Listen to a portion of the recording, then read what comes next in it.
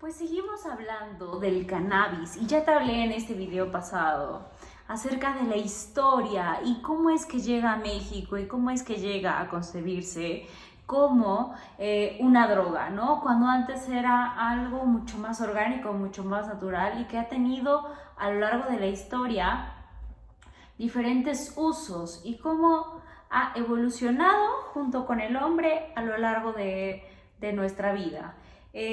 Ahora te voy a hablar un poco acerca de los tipos de cannabis, porque cada tipo de cannabis tiene un uso particular y tiene efectos distintos en el organismo, y es importante esto como para alcanzar a entender los procesos de legalización y regulación, que son distintos, para México y para en general el mundo, para que te hagas una opinión mucho más completa acerca del tema del cannabis, ¿va? Y entonces el cannabis en realidad es esta planta, esta semilla, que es de muy fácil cultivo, que va desde el dentro hacia afuera y que tiene ciertos cannabinoides, ¿no?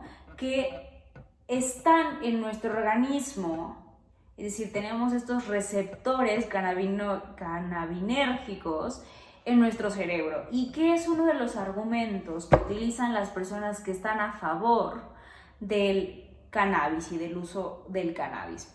Como te mencioné en otro de los videos, no es que esté yo personalmente a favor o en contra, simplemente mi intención es brindarte información para que tú puedas hacerte tu propia opinión, para que tú puedas buscar más información y construyas una opinión mucho más asentada y con una base un poquito más sólida sobre qué es lo que está pasando.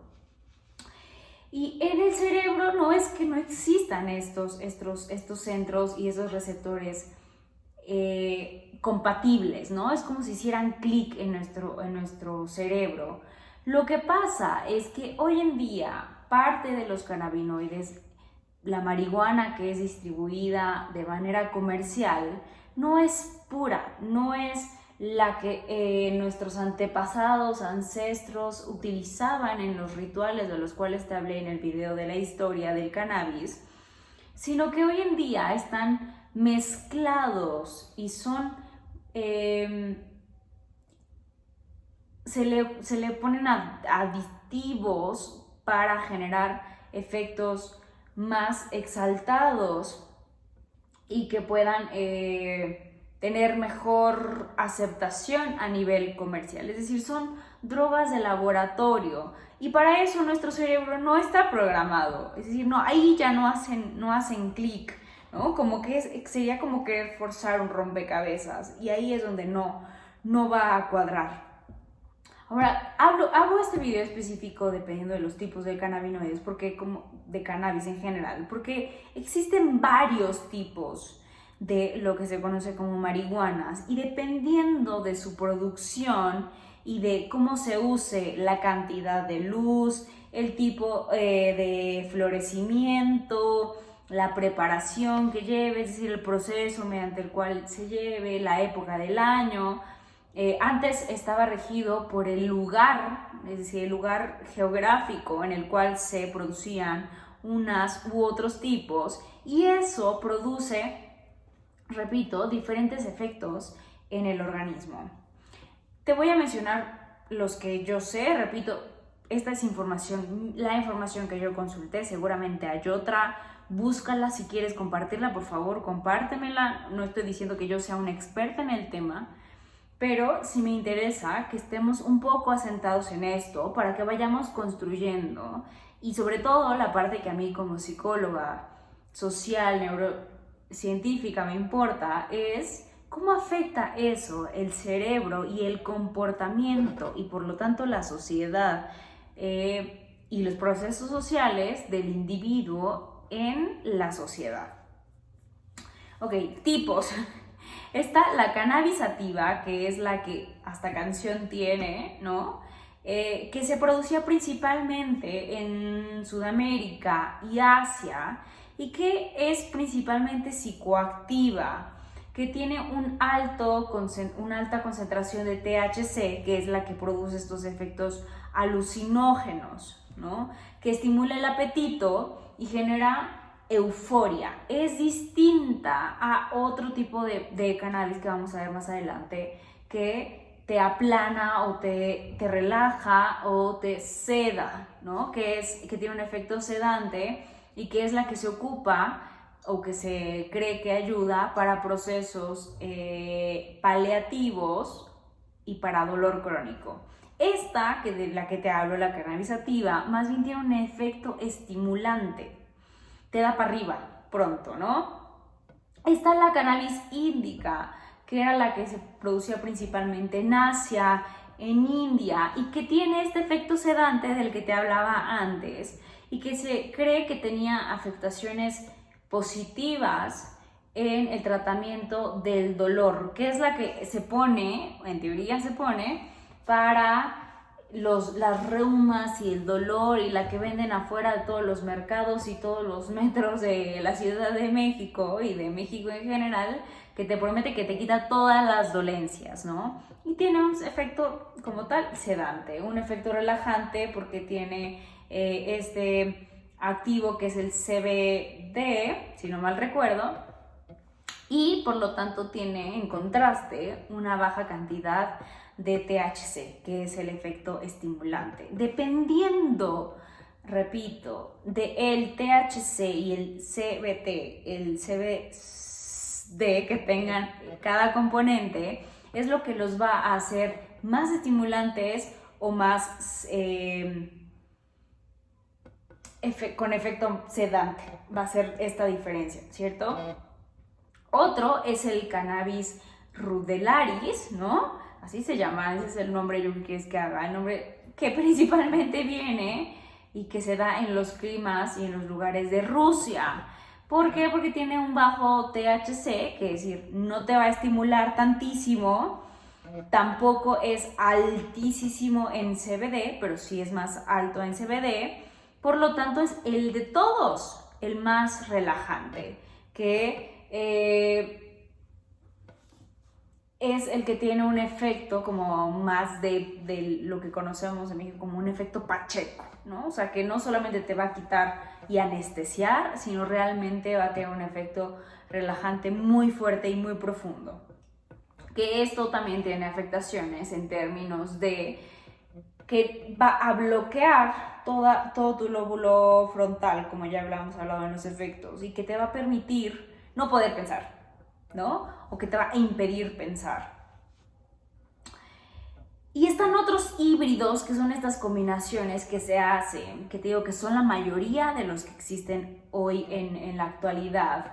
Y son estos híbridos donde van mezclando y van jugando entre el CBD y el THC, que es como qué tan estimulante o qué tan sedante lo quiero.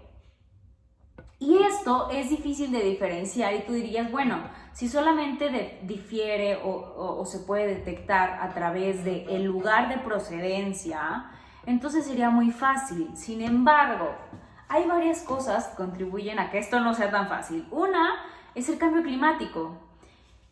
Dos, es que en este intento de no tener que depender de otras regiones, de otros comerciantes para poder producir la que yo quiero, la que yo necesito, la que es más comercial, la que se vende mejor, yo como tratante, como traficante, lo que hago es que contrato, que eso es mucho lo que se hizo en México y principalmente en Latinoamérica, es traerme la que tenía del otro lado del mundo para acá y poner a producir a personas que se especialicen en esta parte.